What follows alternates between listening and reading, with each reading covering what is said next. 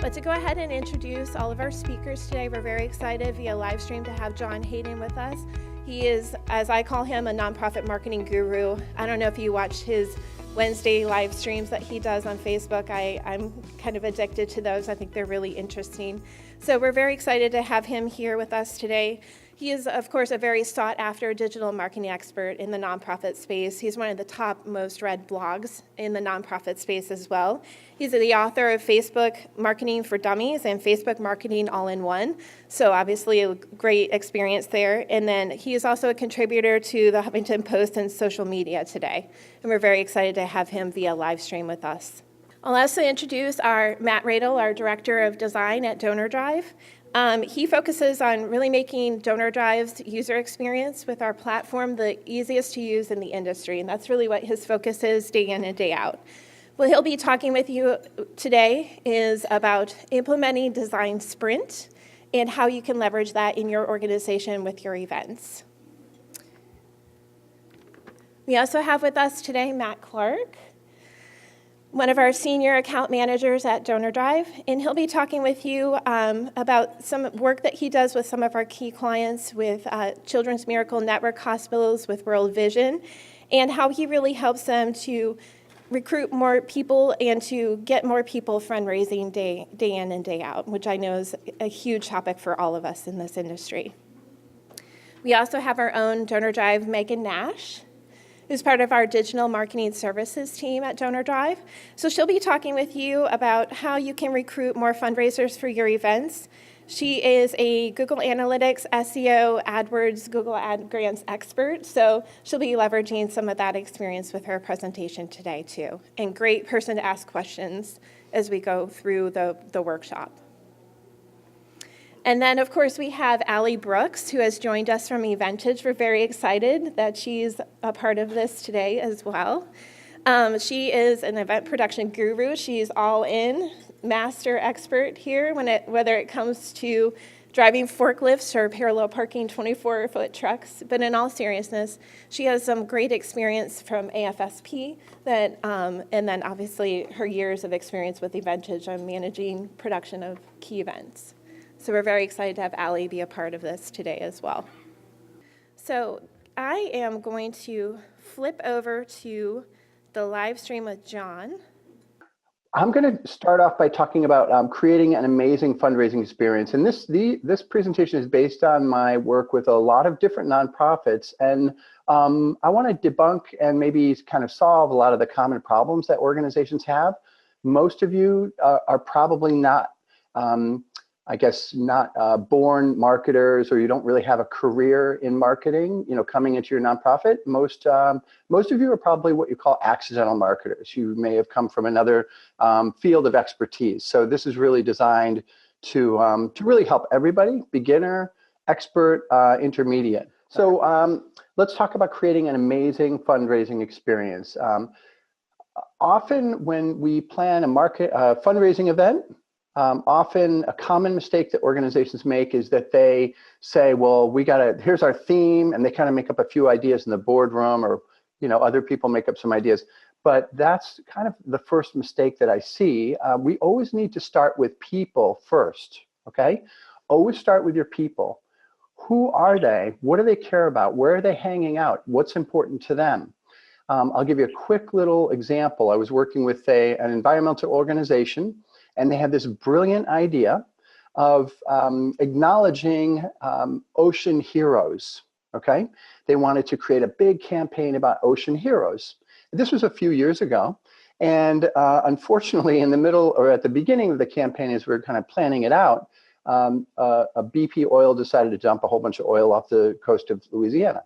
So I said, listen, people aren't really interested in the ocean heroes idea. They're all talking about the BP oil spill. So we really need to go where they are at. It's much better to go where your people are at. It's much easier to join a conversation that they're having already, rather than trying to interrupt them and create a totally new conversation, okay? So I'm gonna show you just a couple of things that you can do, some tactics that you can do to begin to understand your people. The first is to really look at evergreen topics versus trending topics, okay? And we probably already know these ideas, but basically the benefit of a trending topic is that, like the BP oil spill, this is something that people are talking about at a certain point in time.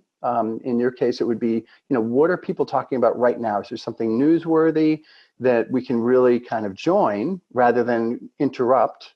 So that's a trending topic, okay? So job one of marketers and fundraisers really is to kind of have your ear to the ground and really ask yourself, what are people talking about right now? What's important to them before we start planning a fundraising event? There's also this idea of evergreen topics. So evergreen topics are obviously topics that are going to be relevant and interesting to supporters all year long, all right? So there's evergreen versus trending. Ask yourself, is there a trending topic that people are talking about right now that we really need to be aware of before we start going ahead and planning our peer-to-peer fundraising event, right? And so a couple of ways, so that's trending topics. Another really great tool, of course, is Facebook. Facebook has wads of data. Facebook is the social network. It has all of our activity in terms of our likes and interests and so forth. It's a pretty massive database. And we can actually go in and we can analyze our audience. Facebook actually allows you to upload a list of donors, a donor segment, let's say, right? People who have participated perhaps in a previous peer-to-peer fundraising event. And we can upload this list and we can actually analyze this list with what's called audience insights. And audience insights actually gives us access to more kind of like high-level persona or profile information. So for example, on the right-hand side, we can see that with this audience, we have what Facebook calls lifestyle. This is essentially kind of a lightweight persona. So I'll just read this one. It says, established elite represents America's elite couples and singles with no school-age children at home and the second highest income in the country. These households have enormous disposable income and pursue correlating luxuries and activities. So as you can see right away, we're going to approach these people very differently with our fundraising event. There's going to be a lot of exclusivity. There might be extra, things that we can have for them to do. And of course, we can look at other different audiences within lifestyle, but the prevalent ones are right at the top. The other one that I like is called good neighbor. This is someone who's really, giving back, really looking out for their neighbor. They may or may not have kids. And you can also drill into, what's the household makeup of your audience, purchase behavior. How likely are they to be moving, purchasing a car, how philanthropic they are. And you can also, one thing that I recommend with my clients is that I recommend that you also explore lateral interests, okay? What I mean by lateral interests is that often, we kind of get in this rut, I should say, of saying, well, let's say we're an environmental organization, or let's say we're a land trust, okay? Of course, people love the land, they love nature, and that's great. So we're just going to talk about nature. But little do we know, if we really tap into lateral interests, we can go a lot farther. We can actually embrace more of the donor, more of their lives. So for example, with a land trust, people are also going to be interested in hiking, camping. They possibly have kids. So there's this kind of parent-child experience in a land trust. A lot of them also are really interested in photography. They take pictures. Great, let's get them to share pictures. So let's not forget to tap into lateral interests, other interests they may have that aren't directly related to our cause, okay? And these are just a couple of, here's another screenshot with household income, household size, home market value, home ownership, and so forth. So we can really explore our specific segments. The last thing I'll say about this is that the data that you're going to get from Facebook is only as good as the list that you upload to Facebook. So if you're just going to add every single email that you have, the quality of the data is going to be low. But if you say, let's focus on this specific segment that has this specific characteristics in our database, the data is going to be much more useful, okay? So one way to look at this is to really think about, like, where do you intersect? what your organization wants and what your fundraisers want. What are the commonalities? What's the sweet spot that you both share? And that's really a point of opportunity for you guys, I think. The next point is a big one. All too often, and again, I think this is an issue of just being accidental marketers and not really knowing that much about social media or why people are using social media. But a big mistake I see a lot of nonprofits making is that they start talking about their organization. Well, marketing means that we're going to try and make ourselves look a certain way to our audience, okay? That's kind of a mistake. It really is a mistake. And so often organizations will say, well, how do we look a certain way? How do we look our organization? How do we look hopeful, inspired, connected, valued? How do we look generous? So we focus a lot on our own brand and how we appear to our people on social media. And then we wonder, wow, people aren't really liking, commenting, and sharing. That's because you are essentially bragging about your organization. Instead, it's better to start thinking about how to make your fundraisers look a certain way to their friends. So the fundamental reason, the fundamental psychology behind social media and the reason why people share is, to use Carl Jung's words, people share on social media to make a definite impression to their friends, okay? And most people won't admit this actually, but most of you in the room have probably had the experience where, let's say you go on a bad date, you meet someone, it doesn't go so well, it's awkward, you feel down, a little bit depressed, you feel like you're not going to meet anybody, you go home, you have a couple of pints of Ben and Jerry's, and you fall asleep, okay? You're not going to share that on Facebook, okay? So we're always presenting a biased version of ourselves. We're trying to make a definite impression on people and how we want them to perceive us. And this is how human beings work. The great news, where social media might change, technology may change over time, I always like to remind people that people won't change. The fundamental workings of how people engage with their friends and how they engage with the world, it's really not going to change. So if we understand this, we're really going to be ahead of the game, ahead of a lot of other organizations. A simple way to look at this is to think about when you're creating content to share on social media or wherever, ask yourself, would I share this with my friends? And if the answer isn't yes, I definitely would share this with my friends, then maybe rethink it, okay? Now, remember, your supporters want to look a certain way to their friends. They want to look fulfilled. They want to look inspired, connected, valued, contributive, in the know. That's a big one. Hey, I found it first. I'm going to share it with my friends. In the group, in the group is a very important piece. This is almost the reason, one of the deepest reasons why people use social media is they want to identify themselves. I'm in this group, but I'm not in that group, right? I'm part of this group. This is my identity. So if your content enables people to do that, you're going to be ahead of the game, okay? So again, focus on how your fundraisers are going to look to their friends rather than how you're going to look to the world. So again, focus on how your fundraisers are going to look to their friends rather than how you're going to look to the world. The other thing to consider is to think of yourself as a conductor. So I went to Berklee College of Music, and I didn't go to New England Conservatory. New England Conservatory is where they have the conductors, with the wand, they wave that wand around. And a conductor, the job of the conductor is to make sure that all the instruments are playing in unison. Otherwise, you're going to have noise. A common mistake I see with organizations is they get into a habit of thinking, let's post content. Oh, we got to update Facebook today. We have to update Instagram. What are we going to say? And you're kind of flying by the seat of your pants, which is a big mistake.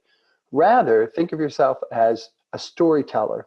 What's the story that we're going to tell across our social networks? I mean, honestly, the reality today, and this wasn't true maybe 15 years ago, but the reality today is that you're not just a nonprofit.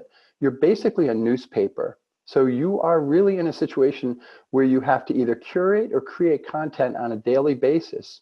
Now, what are you going to do? Are you just going to share anything? No, you're going to really think about this strategically and share stories. Stories are really going to be the piece that's going to engage your audience the most, right?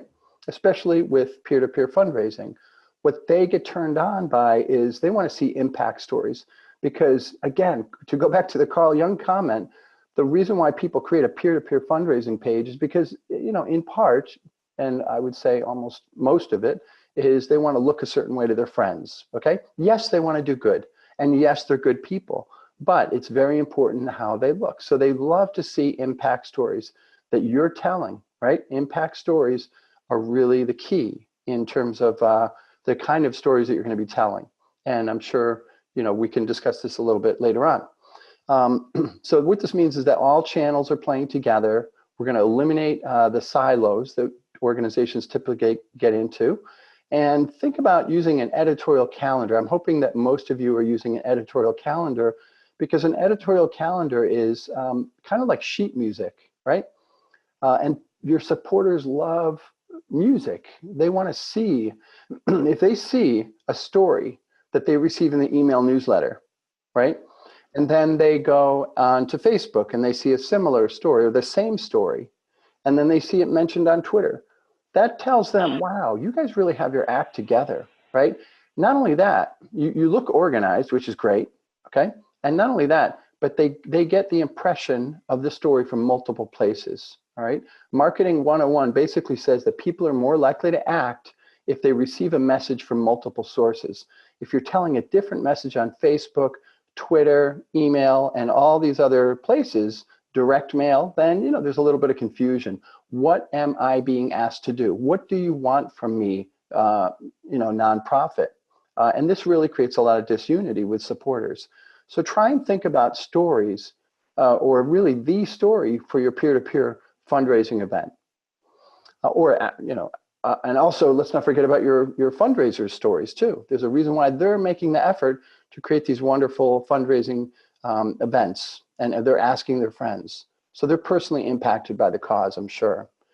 The next thing is to welcome your new fundraisers, okay? So if you get someone who starts a fundraising page and they want to join your peer-to-peer fundraising campaign, make sure that you make them feel great, okay? I mean, that's really, again, job one of a fundraiser in particular, and thanking them sincerely. So some ways to do this. When someone creates a peer-to-peer fundraising page, speed says sincerity, right? So sincerity is communicated with speed. So if you quickly send them an email, or maybe when they register, they can be redirected right to a thank you video, that's simply saying, thank you so much. You've taken the first step to make a huge difference in the lives of hungry children in our city.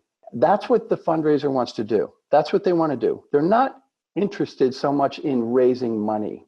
It's really never about the money. It's about the impact that they want to make. So always talk about impact. Try not to talk about money, okay? And so you can thank them, of course, with video. Video is the best way to convey sincerity on the thank you page, and of course in an email series, an email welcome series. You always want to reinforce the impact that they made. And what I mean by this is important. The narrative of fundraising goes like this. There's actually 2 points: donor or fundraiser, impact. There's a straight line between the two, okay? So in other words, the donor or the fundraiser takes action and they made the impact. Never create a communication where you're saying, thank you, fundraiser, for helping us change the world. Putting your organization in the narrative creates an obstacle in the heart of the donor or the fundraiser, because ultimately they give because they want to make an impact, all right? Also, ask them what they think. Fundraisers love to know that their voice is important, right? Not only their wallet and not only their friend network, but what they think. So ask them. One of the best questions you can ask in terms of donor retention and fundraiser retention is this. What made you decide to give today? Or what made you decide to fundraise for our cause? and leave it as an open text box. What's great about this is that you can now use this information, their own words, you can use their words to retain them. So I'll give you an example. I've worked with a couple of nonprofits where they had a problem with retention, but they did a good job in asking this question. So they had a big Excel spreadsheet that they showed me with all of these comments answering the question, what made you decide to give today? So we created a series of campaigns to follow up with these people. And we said to them, basically it was email and also video, said the communication basically said, thank you so much for your past support. You've made a huge difference in the lives of kids in our city. And we know that you really care about this. Okay, we want to invite you to take that next step. We know that you care about this. In fact, here's what you said when you made your first donation, and you can literally merge in those words into the email. This was probably one of the most successful retention programs that I was involved in 2 different instances. So definitely ask people what they think. Why are they supporting? And then lastly, make sure you're writing an onboard email series for your fundraisers and or your donors. Welcome them, say thank you. Remind them always of the impact that they made, not that your organization's making. And let's be honest, you know, your organization is doing the work and we all know that. But in terms of the fundraising narrative, we always want to connect the donor or the fundraiser to the impact. And of course, we want to invite them to take whatever next step we want them to take. My name is Matt Clark. I'm a senior account manager at DonorDrive, so that means I get to work with a lot of successful clients and learn from them, and then maybe share their deepest secrets with you guys. So that's what I'm going to try and do, is bring up a topic that I've seen come up here and there, share some creative approaches that our clients have taken to achieve this goal. So the topic I want to get into is hardship, difficulty, pain, suffering. I think I speak for us, certainly for Matt. His entire focus every day is making things easy for fundraisers, for participants. That obviously needs to happen. There are some things that you don't want to be hard to do, like creating a fundraising page or registering for an event and so on. I want to talk a little bit, though, about the value of having a hard time. So there are events where difficulty is built in, and then there are easy events to do. So there's walks and 5Ks, let's say.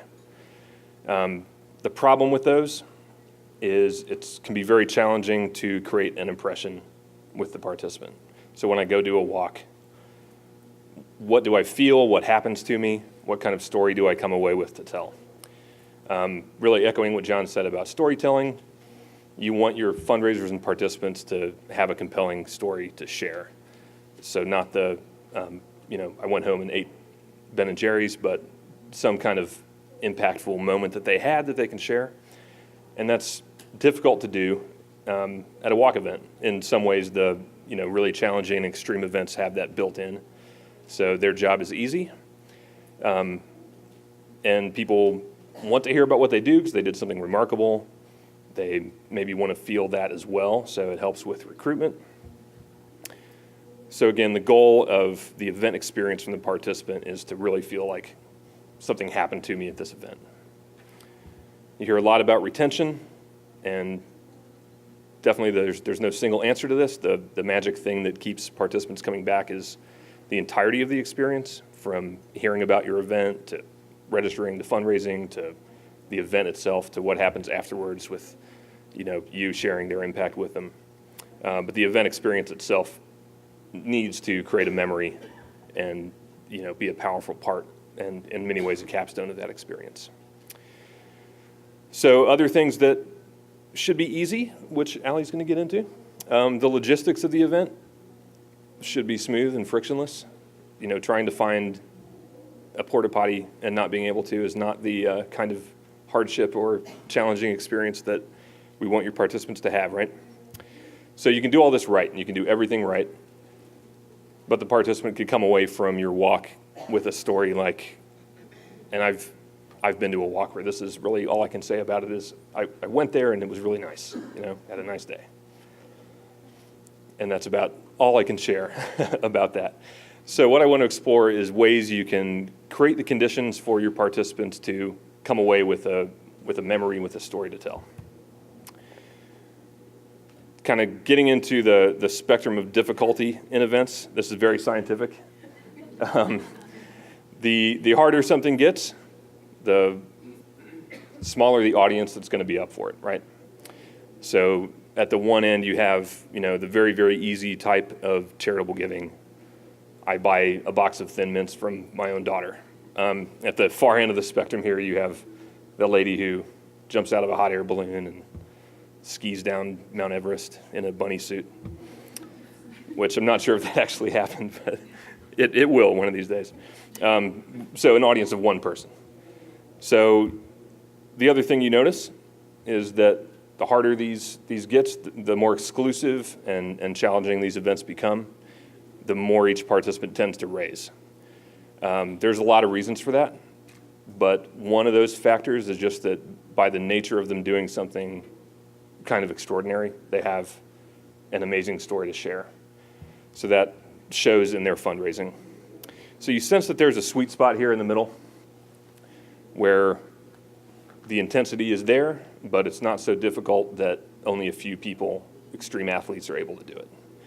I want to talk about really the left-hand side of this graph, where it's a walk or a 5K. It's maybe a family-friendly community event, and talk about ways you can achieve and bring back some of that intensity without the trade-off. And that's where we get into some client examples.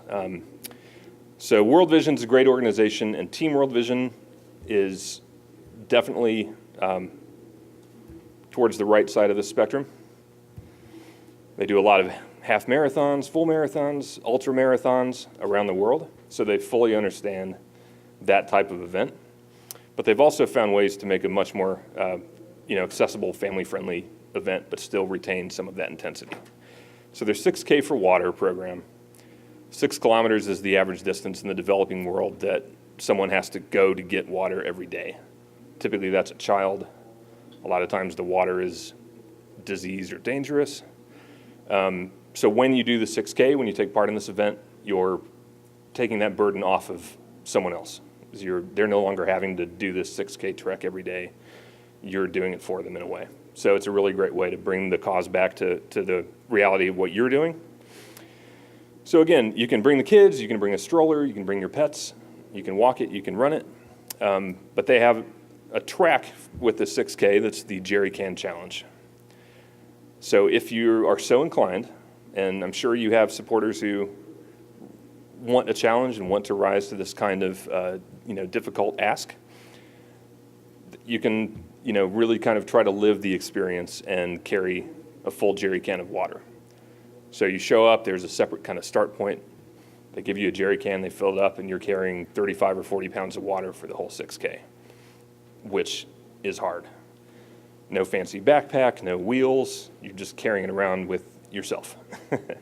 So again, this doesn't make the event less accessible, and it provides these participants and everyone who sees them do it with a better story to tell. Another example of something that's not physically challenging, but is interesting and different and challenging in other ways. Covenant House has a sleep out program. They're raising funds to help children, teenagers who are homeless. And you do something easy, which is sleep. I'm kind of an athlete at that thing. But you get out of your ordinary comfort zone, you go sleep outside. If anyone's done that, it's not a very fun or comfortable or nice experience. So again, these participants are kind of having a bad time, but anyone can really do this. Finally, this is more of a virtual event. You've probably heard of Children's Miracle Network Hospital's Extra Life program, which is a gaming marathon. So you're doing something that's fun and something that's easy, which is play games, but you're doing it for 24 hours. This one's kind of near to our hearts because we've participated in Extra Life at DonorDrive since 2011, I want to say. And I can attest to the difficulty of trying to keep going at 3, 4 a.m. It looks a lot worse than the nice stock photo of those guys there. So that I can speak from experience as a fundraiser. If I'm just doing a walk or something like that for a charity, I may have a good story to tell about the cause, but I don't have a terribly compelling personal story to share even in the lead up to the event. This isn't just about having an experience there and being able to tell someone about it afterwards. It's about how you fundraise along the way. So this Extra Life just gives me a cool story to tell right off the bat. Hey, I'm doing this weird thing. I'm playing games all night into the morning with my coworkers. So I know you run into people still who think it's rude to ask for money, right? I think we all have kind of built in this vague feeling that it's impolite to ask someone for money. We know intellectually it's for a good cause. We're not asking them to give the money to us, but there's this just like lingering societal thing that makes it difficult to do. Having a story to tell like this really helps you, get over that hump. And instead of leading with an apology like, hey, I'm sorry to bother you about this, and it's no big deal if you can't, do this right now, you're more inclined to lead with the story of what you're going to do and then why. So 3 examples here from World Vision Covenant House and CMN Hospitals of ways you can have an event that's really accessible to everyone, but that has this element of difficulty. And, if you make it all the way to the morning, in this case, definitely some pain and suffering as well.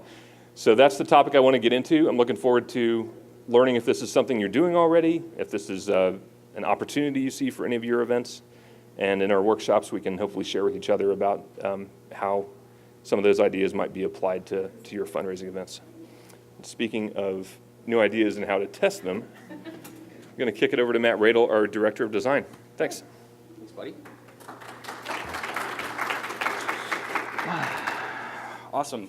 So today I want to talk about ideas, and specifically big ideas, right? So really what I want to talk about is the ones that make you get out of bed excited, right? Like you've all had those, right? Everybody's wake up in the middle of the night and you just kind of hit struck with inspiration and you just can't wait to get to work. Like you want to implement it, right? You're just super excited, right? We've all had those, right? I hope. Yeah? Okay, cool. So let's talk about those. But what does it look like to bring that idea to life? You don't get to just roll out of bed and then say hey guys, let's do this idea. This is awesome. You need to essentially sell it, right? So everything that goes into it. So you got to research and you got to prepare. You got to get ready to present this to people. So you got to look at, hey, how am I going to sell this to stakeholders? How am I going to start to rally my troops? Next, you have to, successfully pull that presentation together, and you got to get everybody into the room. You got to present. You got to stand in front of your shiny idea, right, and hope that everybody buys into it. And then hopefully, if your idea gets lit, green lit, then you get to start planning. You get to start doing this. Then you get to actually roll into building and implementing your plan, right? And then finally, you cross your fingers because you don't know it's going to work, right? That's kind of a scary, exciting but scary feeling. But you cross your fingers, you don't know, right? So this is all a very expensive process. How long do we spend, researching and selling, and how many months can this take to get approvals, from stakeholders? Or if you are the boss, how long does it take to get buy-in and start to get some form around these ideas? This could be weeks, months, years. It's a big deal, right, to get some of these things through, especially if you're talking about a new program or a new event or even a big process change. This can be really, really expensive, really difficult to do, and people inherently resist change. It's a really expensive process. So then what if your idea fails, right? It tanks, and you're just I'm just going to crawl back into bed and forget I had this idea in the first place, right? All of this time, this energy kind of wasted, right? If the program or the idea just doesn't pan out, you're kind of sunk, right? It's a terrible feeling. So really, in the weeks, months, years in some cases down the road, you look at it and say, well, what if I'd known when I started this process? What if I could go back in time, and sort of do things a little bit differently? Well, I don't have a DeLorean under anybody's chair or anything like that today, but I do have a process that I think can help with this. So it's called a design sprint, and the big thing here is, even though the word design is in the title, it's not just for designers. Okay, so a design sprint is something that was pioneered by Google Ventures. They actually work with their startups that they get investments in. So they run design sprints with each of their startups to test the viability of their ideas. So how can we get to figure this out if it's going to be something that's going to work, and how can we do it fast? So we look at taking the exact same process and saying, hey, how can we test our ideas? How can we make this happen so much faster, right? So typically, what happens in the sprint process? So first up, you're going to gather your team, right? So you've got your idea, you're going to gather a team, and you're going to, over the course of a week, you're going to block off a room, you're going to block off everybody's calendars, which I promise you is the hardest part. You're going to block off everybody's calendars, hole yourselves up, and you're going to go through this process. And this is really more of a recipe than anything, right? It's something that's a very easily reproduced sort of guideline to go through for the course of a week. So just going over the course of what happens in that week. So Monday, you're essentially going to do research as a team. So you're going to talk to experts, you're going to set your goals for the sprint, and finally, you're going to create a map. So literally, you will, on one side of your map, you'll have your key players, fundraisers, donors, anybody that's involved in your idea. And on the right, you're going to have your goals. And then you just connect the dots. What are the steps that happen in between these, right? So then you'll pick, on that map, you'll pick a point to focus on for the rest of your sprint. Tuesday, you're going to sketch. Now, who's terrified of sketching? Is anybody terrified of sketching? Good, that's great, that's awesome. Most people clam up and say, I have to sketch. All of the sketching that you have to do, we're talking like you've learned in kindergarten, right? So the sketching that you're doing is comprised of stick figures and words and things like that on sticky notes. It's not anything that's incredibly difficult. But on Tuesday, you're going to sketch some potential solutions to actually execute for your sprint. So Wednesday, you're going to decide. So you're going to put up everybody's sketches, you're going to go over the solutions, you're going to talk about them as a team, and ultimately, you're going to pick a direction to build a prototype. And on Thursday, you're actually going to build that prototype as a team. So everybody will break down into different roles to execute that prototype. But this could be anything, So if it is, say, a new digital presence, if it's something that a piece of the website that needs to be redesigned, or if it is a new event, you could build a fake website to test. You could build fake flyers, fake shirts. You could build, the registration booth at your event. Anything that's going to be a way to test your idea, you can build, and ideally you can build it in a day. And then on Friday, you're going to test. You're going to test as a team. So throughout the process, you'll be recruiting people to test with. We like to do it internally at first, and then sort of take it externally. It's just a very easy way, quick way to work. But ideally, you're testing this, and it's not with a huge group. User experience research shows that you need 3 to 5 people to prove what your issues are with any sort of given design or prototype. It's not a large group that you need to test with. So through this, you will have a proven prototype that you can then take to your stakeholders and say, this idea works, or maybe we need to iterate on it. Maybe it's something we learned during this process, like maybe this isn't going to work. But the point is, you can make these decisions very quickly. You can test them, you can have data, and you can push decisions through a lot faster this way. And you get to bring design thinking, which is something people like to talk about, to stakeholders. So it's very cool. We use the sprint process at DonorDrive. We use design sprints to build new features. We use design sprints to determine marketing for those features, process improvements, things like that. It's been a huge success for us, and I think it could really help you guys in your organizations as well. So a little resource to go along this, the sprint book. So as I mentioned, this is from Google Ventures.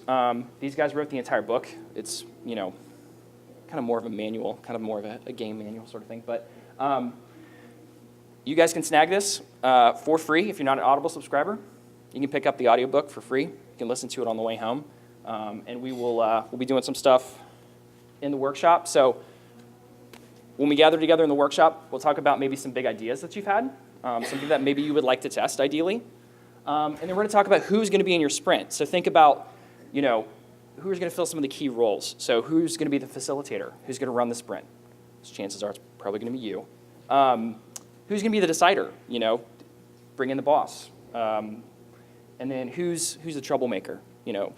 Who's going to maybe not be as on board with the idea if they're not part of this process? Think about those people. So we'll get you to start thinking about who could be on a sprint team for you at your organizations. And then finally, just some general ideas about what a prototype could look like. Just thinking about what the final thing could be, so that when you walk out of here today, you have sort of a nice little skeleton of what your first design sprint could look like, and you'll have the book, and you'll be ready to go. So yeah, that's it. And with that, I'm going to kick it over to Megan.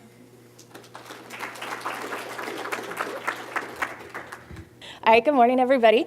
My name is Meghan Nash. I am an account and marketing strategist at DonorDrive, and I'm here today to talk to you all about marketing for your events. So we just heard from Matt about how you can use the design process to come up with a way to elevate or add a new dynamic to your event. And I'm kind of bringing in the third piece of that puzzle. So once you've got this new idea, this new plan, how do you market it? How do you find new participants for this event? Because marketing is all about talking to the right people at the right time. So before you can actually start creating your marketing materials and running those ads and posting on social media, there's a couple pieces of groundwork that you have to do first. So first up is to define your target audiences. Who are you going to be talking to? Because you don't want to just send out mass blast marketing materials to everybody and expect all of them to register for your event. There are specific groups of people that are more likely to become involved with you. And you guys know who these people are. You have the data and you have the experience. Maybe your constituent base is women in their 40s, or the parents of young children, or friends and family members of someone suffering from heart disease. So you have to define those target audiences first, because you have to figure out how you're going to talk to them. All those different audiences have different motivations and different reasons for why they would want to become involved in your event. So you have to map that out before you actually start to create the messaging. Item number 2 is to figure out what are the challenges or obstacles. Basically, why are these people not already involved with your organization or with your event? Is it because they don't know about you, or they don't know about your event, or maybe they know about your event, but they don't really understand the fundraising aspect of it? Like, where's the money going? Why should they get involved? So you have to kind of have those in mind so that you can address them through the marketing materials. Third is to kind of outline the benefits. Why? Why should they become involved in your event? And this one's really key when you actually start to write your marketing materials. That's what you're going to use a lot for your content. Like, why should they become a participant in your event? What are they going to get out of it? And then the fourth piece of groundwork is to actually figure out how you're going to talk to them. What are the communication channels that you're going to use? Are you going to use social media, direct mail, email blasts, a combination of all of them as we advise? And there's going to be a lot of factors that go into making this decision. Resources, both financial and labor-wise. Expertise, do you do all of your marketing in-house, or do you outsource some of it and maybe they can tackle some more advanced marketing strategies? So these are kind of the 4 pieces that you have to do before you can actually dive into creating those marketing ads and your content. Once you're ready for that, you can actually start using marketing to recruit participants for your event. And there are 3 stages that we're going to dive into today. The first is awareness, second is evaluation, and third is conversion. And I want you all to think of this kind of like a funnel. You first have to make people aware of your organization and your event. That's your first round of marketing. Once they're aware of it, you need to get them to evaluate you. Is your cause or your event worthy of their commitment, of their time, of them using their network to raise money? And then third, conversion is once they've actually become a participant in your event, how do you convert them from being a participant to being a fundraiser? How do you keep them active and engaged and to grow with you? So in terms of the funnel, it's not realistic to think that everyone that sees one of your awareness ads is going to become a rockstar fundraiser for your event. You're going to lose people along the way. It's your job to keep as many people in that funnel as possible and get them to become those awesome fundraisers. So we're going to dig into all 3 of these a little bit. So number 1 is awareness. And your goal with your awareness ads is it's pretty top level. You're trying to make people aware of who you are and what you do. You want to intrigue them enough with your messages that they decide to go visit your site and learn a little bit more about you, and take a next step. Now, you're not trying to get them to register right off the bat. You guys haven't earned that yet. And you don't want to like scare them off with a commitment with a big call to action, such as like register now or join us. You know, use a little bit more gentle calls to action, such as learn more. You know, you want to get them to engage, maybe to sign up for a newsletter or to start to follow you, bless you, on social media. But you're not trying to get them to register from step one. You have to guide them through that process. So your messaging for these ads are going to focus more on what your organization is, what's your mission, what could they come to expect if they did sign up for your event, what does event day look like? Statistics are a great thing to share in this. Why does your mission matter? So to see what this looks like in real life, here are a couple of marketing ads that our different clients have run. Again, you'll see they're all pretty top level. Lupus up in the top left corner kind of talks about their base. Who is helped by the money that they raise in these events? So you can see people living with lupus have an annual healthcare bill of $21,000. You know, that's going to grab your attention if you see that as you're going through Facebook. AFSP focuses on the actual services that they're able to run and to deliver due to the money that's fundraised for the events. And you'll see here that all of their calls to action are more like learn more or how can I help? They're not asking people to go ahead and register for the event. So once you've made them aware, you want to move them into the evaluation stage. And this is where you're actually trying to get them to make that commitment and take that next step and register for your event. They're diving a little bit deeper into your organization, finding out what you do. So you want to focus on messaging such as program level statistics, like how much has this raised, and how can you make that tangible? How many people have been helped because of that money? Or how many meals or medical services have you provided with the funds that you guys have raised collectively so far? Why do participants love being a part of your event? And then this is where you include those clear calls to action, register, join us, sign up today. It's great if you can include some kind of time-based reminder so that they understand kind of the urgency or the drive behind it. So some real world examples here. A couple of these are from social media posts. We've got some Google display ads. You'll see that the Team World Vision one on the left side there, they talk about specifically the number of children that have been helped. Compassion International introduces you to one of the children that has actually had their life changed based on money that was raised from the walks. And they all include calls to action, register, or donate. So they're asking for something specific at this point because they've moved them on to that place where they're trying to get them to commit to your event. And then the third phase is conversion. So now that you've got these people registered, how do you turn them into fundraisers?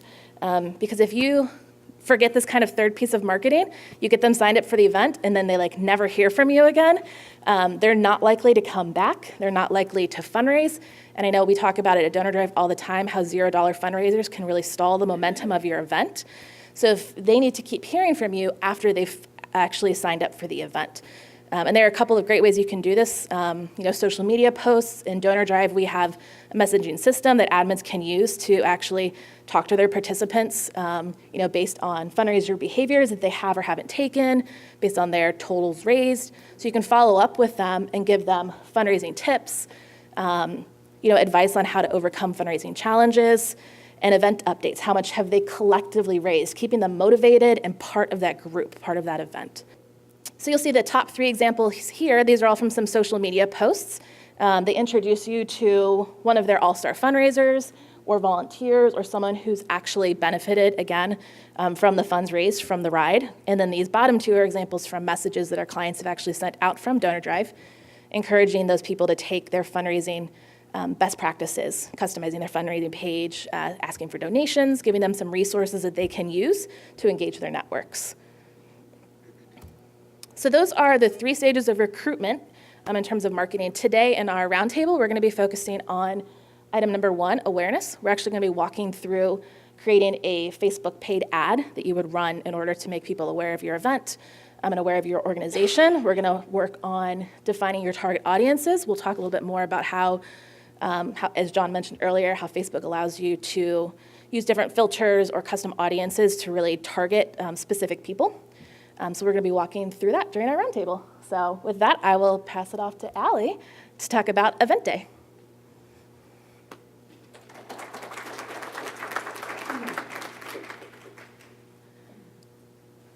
Good morning.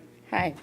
My name is Allie Brooks, and I'm with Eventage, and I just wanted to thank my friends at DonorDrive for having me today. I am a big fan of DonorDrive. I've been using their system with my clients for over 10 years now, so I'm honored to speak today. Like this slide says, I'm going to be talking about event production and best practices.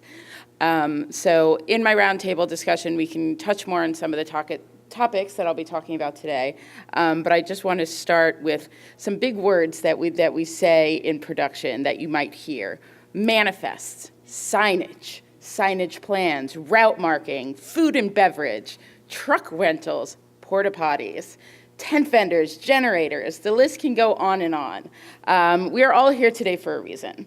So we want to create an experience for people that they will remember, share, and want to come back to.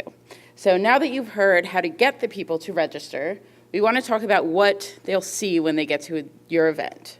The experience will start with your website, with registration, with your online marketing, with your branding. So by the time that they get to your venue, you want that branding to continue. It's making your online digital marketing and your registration pages come to life. You want to keep your participants have the same feeling through the entire run of the event, from registration to completion, from the moment that they park their cars to the moment that they leave the event. You want them to have, like I said, a memorable experience, so they want to come back and you have that alumni engagement. I also want to say that the event, this is one of my favorite things to say. The event is a celebration of the money that they've raised.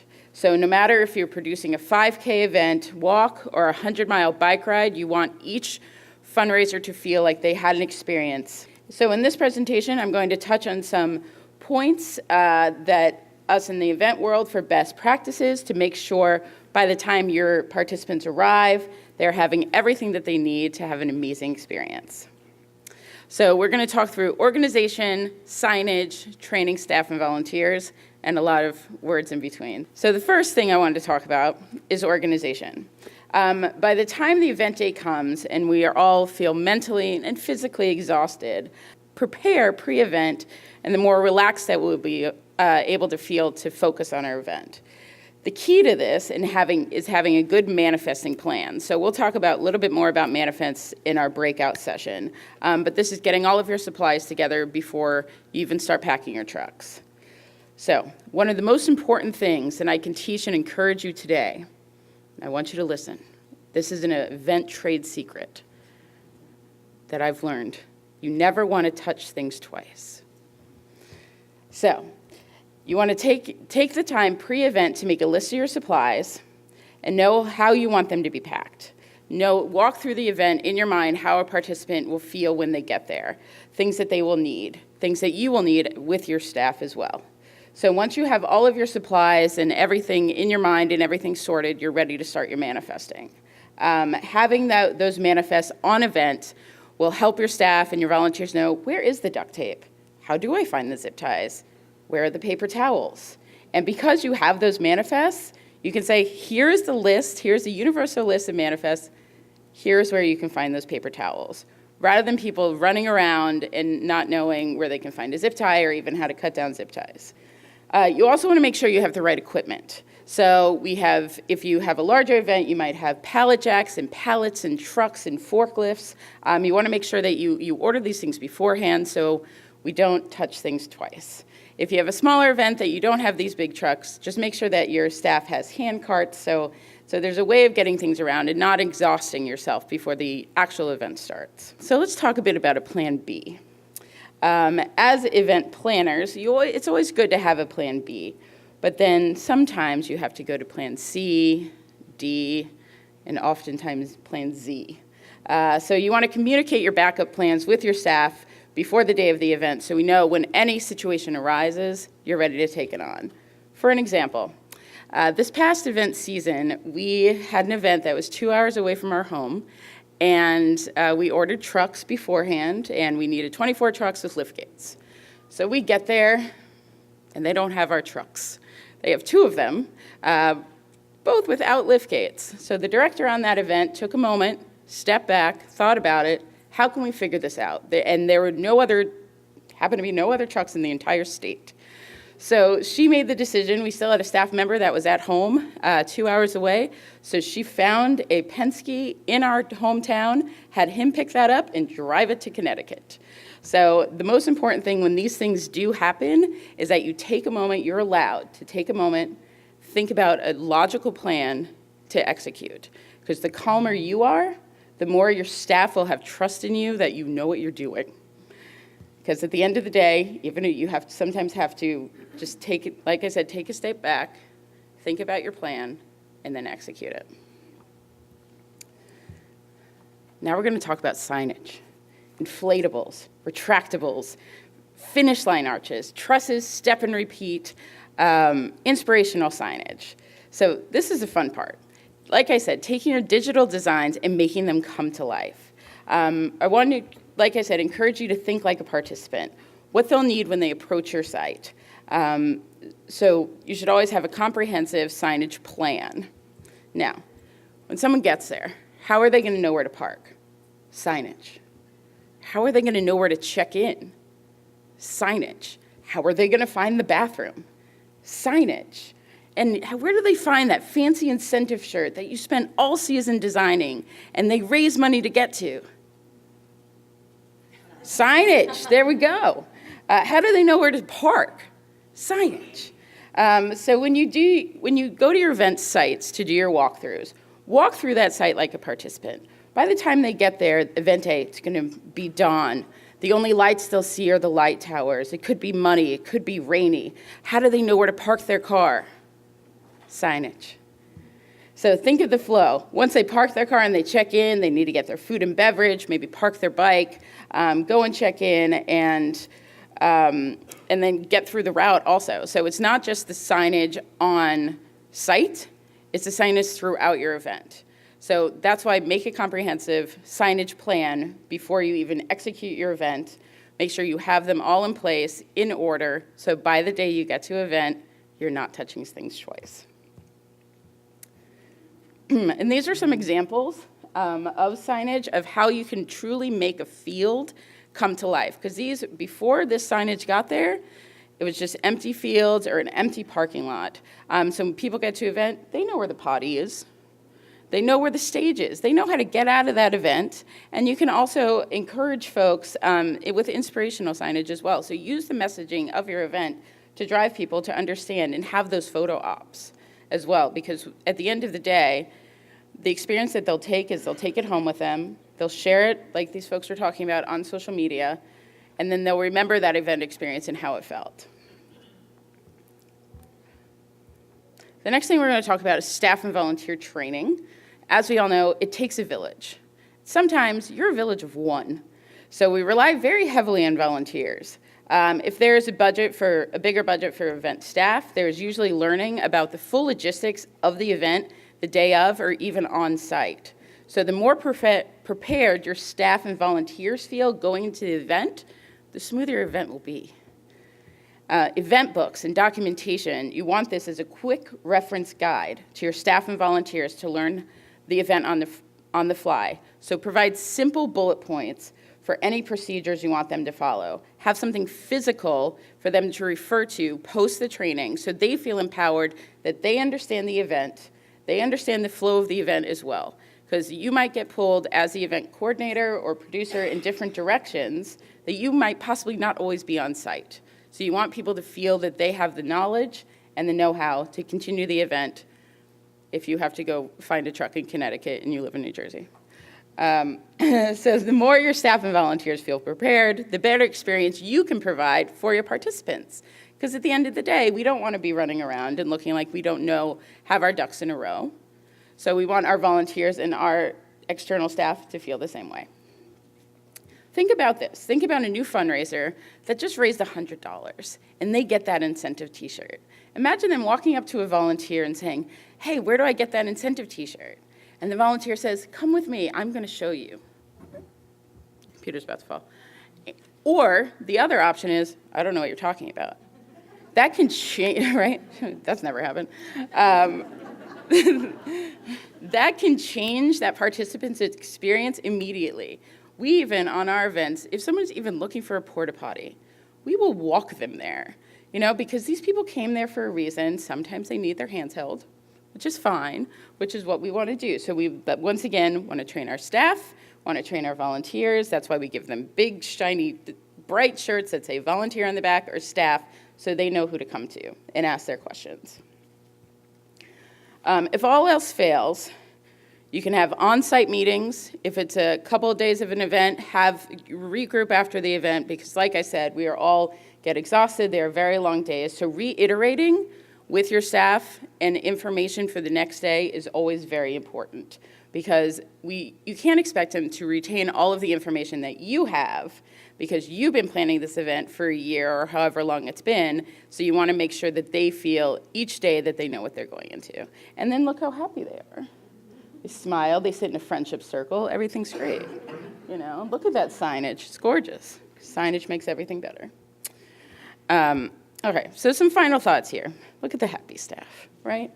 They had their event books, all of the signage is there, your event is over, you're feeling great. So we are all working and preparing these events for a reason, right? You're bringing light to your cause and want to motivate your participants, staff and volunteers from start to finish. And most importantly, at the end of the day, you guys should be really proud of the work that you're doing, because you're building an amazing fundraising experience, not just for your participants, but for you. So you can go back with your head held high and say, I just did this. Even if on your event you have to put out those small fires or big fires, hopefully not real fires, that you handled yourself in a professional way, that you weren't running around and feeling like you didn't have everything in place. And this all goes back to the organization and pre-planning of the event. And most importantly, we don't touch things twice. And signage will make the event. Thank you.